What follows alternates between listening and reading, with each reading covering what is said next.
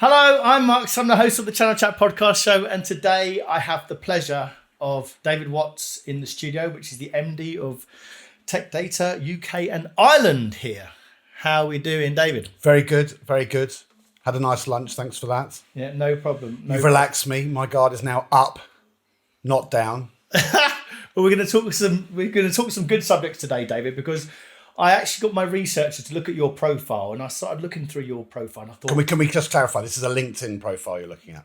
well, actually, I don't have any other profiles. do you know? For Actually, the audience more than you. do you know? I actually started looking at your profile today, and I was we're going to come back to this subject. Okay. The first thing I was actually interested in was the last 4 years, because it actually said deputy MD, Yes, acting MD, thank you. and then MD. Yes, That's a big build up to that sort of job. So yes. let's talk about that for a minute. How did that happen? So, well, do you know what? It's a good example of succession planning. So, Andy Gass, who I work for and I kind of owe a lot of my career to, was MD, and there was a movement across the globe that we would have really good succession plans in place. So, giving me the deputy role and some of those responsibilities around the board table kind of supported that. And then Andy was looking to move into a more European role. He's now in a global role, actually, our Chief Digital Officer. So he gave me an acting MD role, but he still sat on the board. But I took over day-to-day responsibility and then became MD. So it was a really good way of getting a solid transition through, which I'd recommend to everybody. But it's hard, it's pretty hard to do. You have to be very intentional. Yeah, because that succession plan, you've also got to have the current incumbent interested in taking the next role as well. 100%, yes. Yeah. Yes. So, but it works out really nicely. It's a good, like I say, it's probably a role model process, I would say. But let's take you back earlier, because before Yeah. you got into IT, I was fascinated to read, and I did a bit of research. In fact, Anthony did some research for me, that you were in the prison service. You actually weren't in IT when you were young. So tell me about that. Tell me about your early career when you left sort of education. Yeah, sure. What did you do? I my first job in business was at 29. So previously, I'd gone to university and dropped out.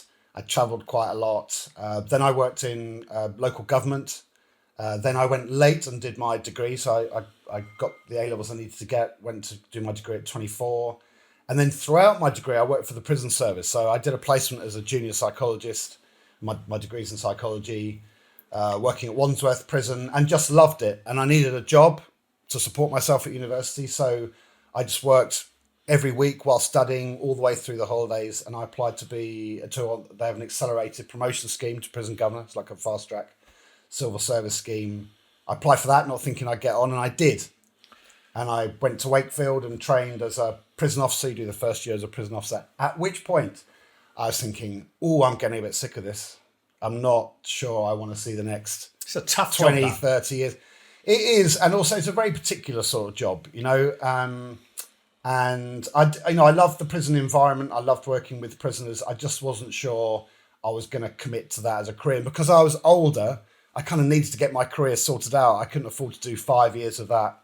I'd have been like 35 at that point and then changed career again. So I ended up working for CHS Distribution, who a company that went bust soon after I joined them, not related, just as a temp. At 29? At 29.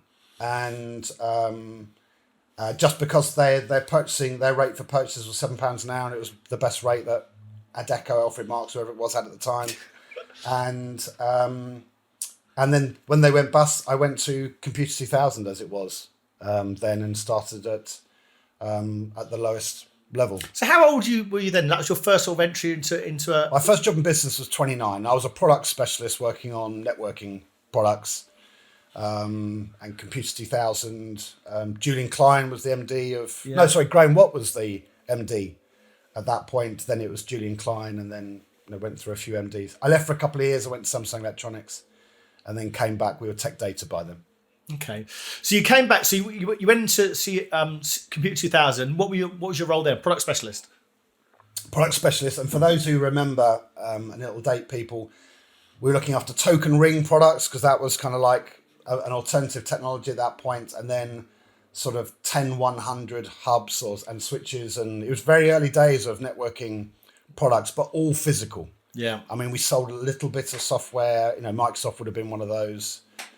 Terminal emulation software. I'm trying to think of other ones. Security software, a little bit. All box product. Everything came out of our warehouse.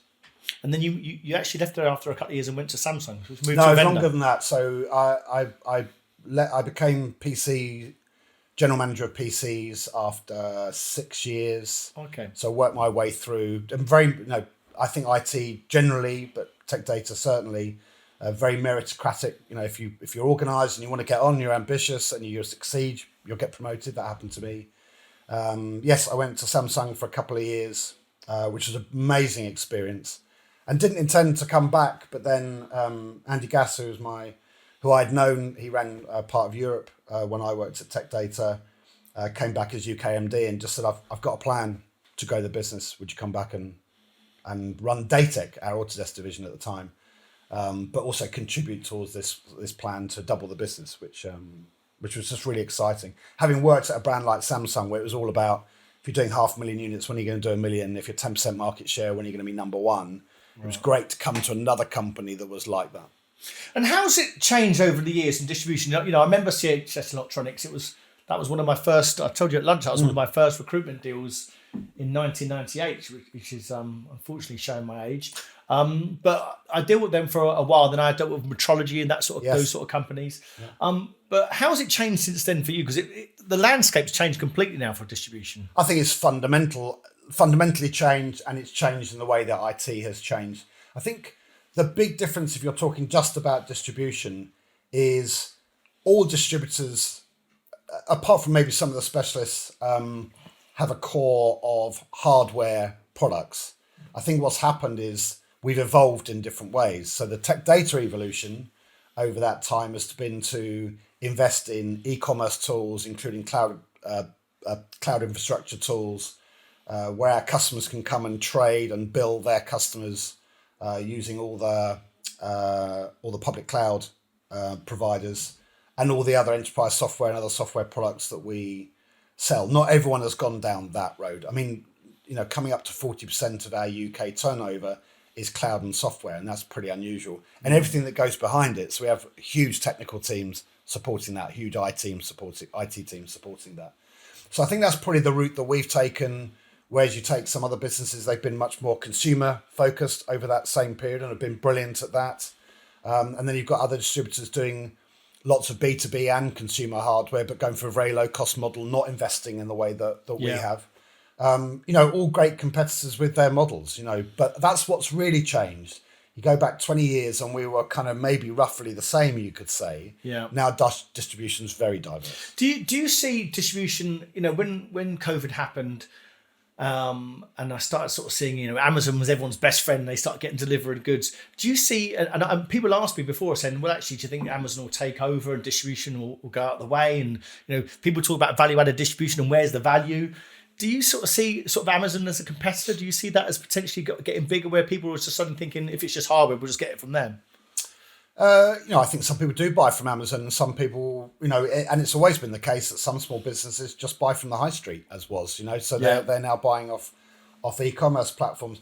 I don't see that as a danger. I mean, I say it with caution and all humility, but we've built our business on being able to develop alongside our customers their businesses, and Amazon doesn't do that. It's just a platform.